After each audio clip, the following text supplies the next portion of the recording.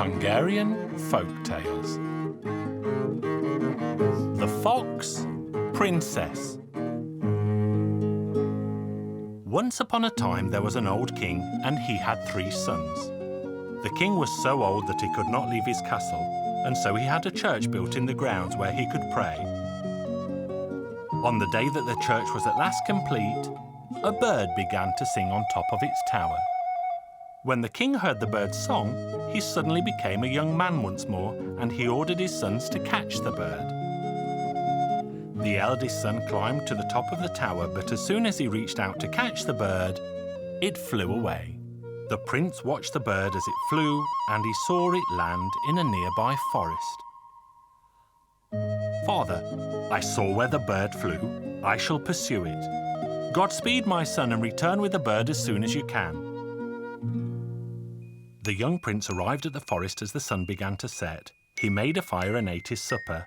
Then he saw a fox. "Go, dog, and catch that fox." The fox stood and commanded, "May you and your dog turn to stone." So that is what happened. The next morning, the middle son climbed to the tower to catch the bird. He saw the same thing that his brother had seen, and as he came down from the tower, he said, "I too shall follow the bird." He reached the forest by sunset and also sat and ate his supper, and as he ate, he saw the fox. "Go, dog, and catch that fox." The fox stood and commanded, "May you and your dog turn to stone." On the third morning, the bird sang again, and so the youngest prince climbed the tower, but the bird flew away once more. The youngest son saw the same forest that his brothers had seen. He also followed the bird's flight and arrived at the forest as the sun was setting. He also made a fire and sat and ate his supper. Then he saw the fox. "Fine fox, do not bark. Come and share my food instead." "I would join you with pleasure, but I am afraid of your dog." "Don't be afraid. I shall tie it to a tree." "Prince, do you think the bird is in this tree?" "That's what I think. I saw it fly right here." "But that is not so. The bird is very far away, and don't be sad because we shall catch it." "The bird is in the land of the Red King, and that is 7 lands away. There is a pear tree in the garden of the king, and in that tree there is a hollow, and in that hollow lives the bird." Then the fox turned into a fine young man, and the 2 of them set forth.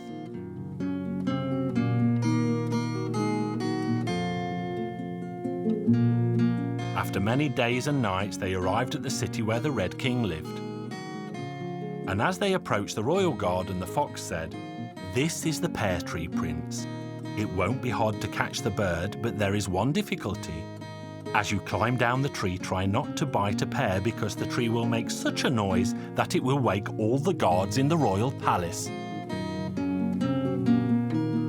As the prince climbed back down the tree, he took a breath and opened his mouth so wide that a pear popped between his teeth, and he bit on it by chance. The guards ran to the garden and caught the young prince. The Red King said, "I see you are a prince. I should have you executed, but I will spare your life on one condition." "What would that be?" "There is a beautiful palace on the shores of the Red Sea. In that palace lives a beautiful princess. If you bring her here, I will pardon you. I have one life, I have one death. I shall do my best." "Again you took a difficult task. I won't let you do it alone. I shall take the task myself because you were good to me, unlike your brothers." The prince and the fox journeyed on and soon reached the shores of the Red Sea. The fox tore off a gigantic leaf and shaped it into a boat with oars. Then they sat in the boat and crossed the sea. And as they reached the far side of the sea, the fox kicked the boat and it turned into a pair of golden shoes, and the fox turned into an old cobbler with a long white beard. The fox then walked to and fro in front of the beautiful palace with the golden shoes in his hands. The princess shouted down to him, "Poor cobbler, bring those golden shoes to me and I shall buy them." "I'm sorry, your highness, but I am very old and cannot climb stairs. Would you be so kind and come down to try them on?" So the princess ran down to try on the shoes. They fit her beautiful feet perfectly. Then the old man shouted, "Little shoes, take all three of us to where we want to be." And they found themselves back on the far side of the sea in a flash. Then he asked the princess, "Tell me, do you know the Red King, as we came here to take you there?" "Of course I know him. I shall never marry him. I would rather die." "What would you say to the prince, your majesty?" "I should like to marry him even though he had me kidnapped." "Worry not, princess. You shall marry him and I shall marry the Red King."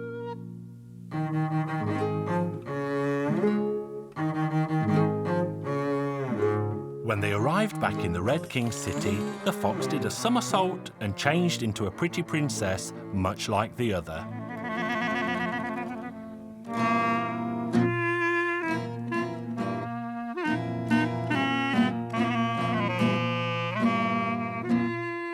When the Red King saw the princess, he was delighted.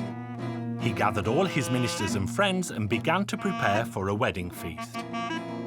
And as they were sitting around the table, one of the wedding guests said, "This princess is perfect, except for one fault." The other asked, "And what is that?" The gentleman replied, "Why, she has the eyes of a fox." What girl would not be ashamed when someone says she has the eyes of a fox? The bride hid under the table, did a somersault, and turned back into the fox and ran out of the room in the greatest of haste. By the time the guests came to their senses, the fox was far, far away.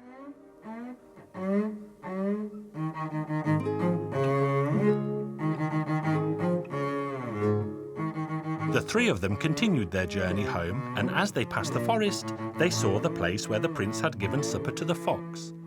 Here the fox jumped down and said, "Do you see these figures of stone? They are your brothers, and these are their horses. How did they come to be here?" "They set their dogs on me, and so I turned them to stone. Would you like me to turn them back again?" "Of course I would. Every man loves his brothers." "Very well, I will turn them back, but you may be sorry I did." The fox then walked over and patted the stone statues. "Rise up and live once more." Both of them stood up, and the fox said, "Well, dear prince, I shall travel no further with you." They bid farewell to each other, and the fox left. The four of them travelled home together, but they soon began to quarrel. Was it fair the youngest son should marry first? So the two princes decided to kill their youngest brother. The eldest prince cut off his head with his sword. The fox knew this would happen, and it ran to find the head a distance from the body. It ran hither and thither and saw a snake with leaves in its mouth. "Hey, snake, give those leaves to me." "I will not. It took me 7 long years to find them." The fox stamped on the snake's tail, and it dropped the leaves on the ground. The fox picked the leaves up and ran to the prince. It rubbed the leaves on the prince's neck and put his head back in its proper place. The prince opened his eyes. "Oh, what a deep sleep I had. You fell asleep for eternity, but I saved your life. I told you your brothers would kill you and rob you of your wife. Take better care in the future. Godspeed." And then the fox vanished. The boy arrived home to his father with a little bird in his shirt. He placed the bird on top of the clock. The bird began to sing a beautiful tune, and the old king sprang to his feet like a young man once more. "Who brought this bird to me?" "It was me, father," said the youngest one. "What should I do with your troublesome brothers?" "Your Majesty, dear father, give them money and horses and let them go on their way. I never want to see them here again." And the two princes were banished from the land. The youngest prince married his beautiful bride, and they both lived happily ever after.